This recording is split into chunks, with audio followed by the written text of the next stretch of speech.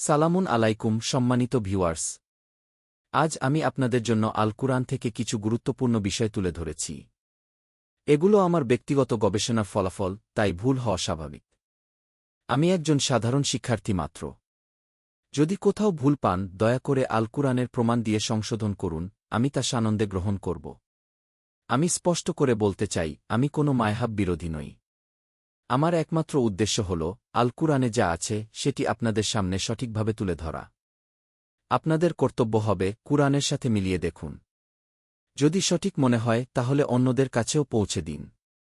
আমার ছোট্ট অনুরোধ, একটি লাইক করলে বুঝব যে আপনি বিষয়বস্তুকে বিশ্বাসযোগ্য মনে করেছেন।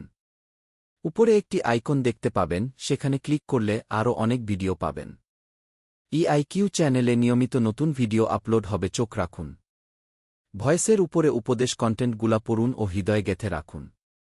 ইয়া রাসূলুল্লাহ, ইয়া হাবিবাল্লাহ।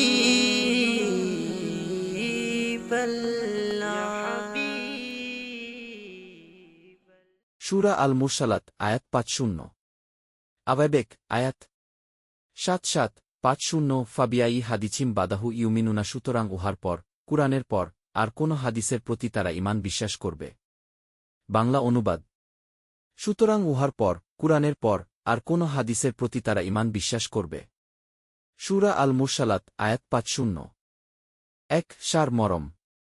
এই আয়াত মানুষকে প্রশ্ন করছে, যদি তারা কুরআনে বিশ্বাস না করে, তবে আর কিসে করবে? কুরআনই একমাত্র সত্য বাণী, যা আল্লাহর পক্ষ থেকে অবতীর্ণ। অন্য কোনো উৎস বা গল্প সত্যের বিকল্প হতে পারে না। আল্লাহর হুকুম ও সতর্কবার্তা এতে পূর্ণভাবে সংরক্ষিত। কুরআনকে অস্বীকার মানেই আল্লাহর বার্তা অস্বীকার করা।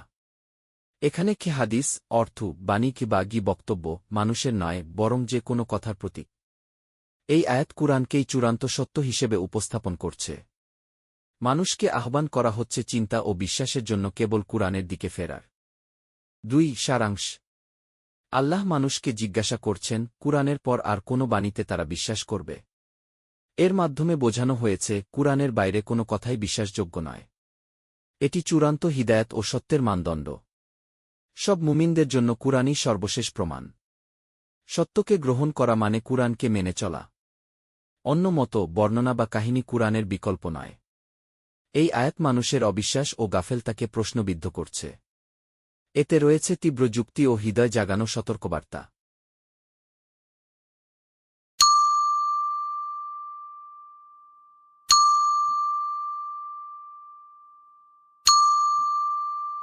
৩ তাৎপর্য। কুরআন ছাড়া অন্য কোনো উৎসে বিশ্বাস স্থাপন মানে বিভ্রান্তি বেছে নেওয়া। আল্লাহর বার্তা স্পষ্ট, সম্পূর্ণ ও অপরিবর্তনীয়। মানুষকে মনে করিয়ে দেওয়া হয়েছে যে কুরআনই চূড়ান্ত সিদ্ধান্তের বই। কুরআন ছাড়া অন্য বর্ণনা বা হাদিস কি গ্রহণের কোনো যৌক্তিকতা নেই। শব্দটি স্পষ্ট করে, কুরআনের পর কিছুই গ্রহণযোগ্য নয়। এটি বিশ্বাসের বিশুদ্ধতার আহ্বান। ঈমানের মূল ভিত্তি শুধুমাত্র আল্লাহর বাণী। যারা সত্য অনুসন্ধান করে, তাদের জন্য এই আয়াত গভীর বার্তা বহন করে। ভিডিও চলাকালীন উপরে ছোট্ট আইকনে ক্লিক করুন বিস্তারিত জানতে। ৪ শিক্ষণীয়। কুরআনই আল্লাহর চূড়ান্ত বার্তা, এরপর আর কোনো কি বাণী ঘো অনুসরণ নয়। মানুষের তৈরি কথা বা ব্যাখ্যা ঈমানের উৎস হতে পারে না। প্রতিটি বিশ্বাসকে কুরআনের মানদণ্ডে যাচাই করতে হবে। কুরআনই সর্বোচ্চ সত্য, যুক্তি ও প্রমাণ। যে কুরআনে অটল থাকে সে বিভ্রান্ত হয় না। মুমিনদের কর্তব্য, আল্লাহর বাণীকে একমাত্র পথপ্রদর্শক মানা। এই আয়াত আমাদের ঈমানের কেন্দ্র ঠিক করে দেয়। শিক্ষণীয় উপসংহার, কুরআনই যথেষ্ট। জনাব ও জনাবা, আশা করি আয়াতের কন্টেন্টগুলো মনোযোগ দিয়ে শুনেছেন।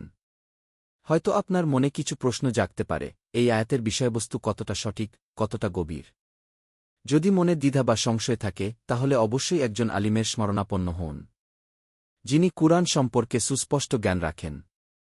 তার সঙ্গে আলাপ করে বিষয়টি ভালোভাবে বুঝে নিন। এবং আমাকে জানাতে ভুলবেন না, আমার কন্টেন্টগুলো সত্য কিনা, কিংবা আপনার কোনো প্রশ্ন থাকলে তা জানাতে পারেন।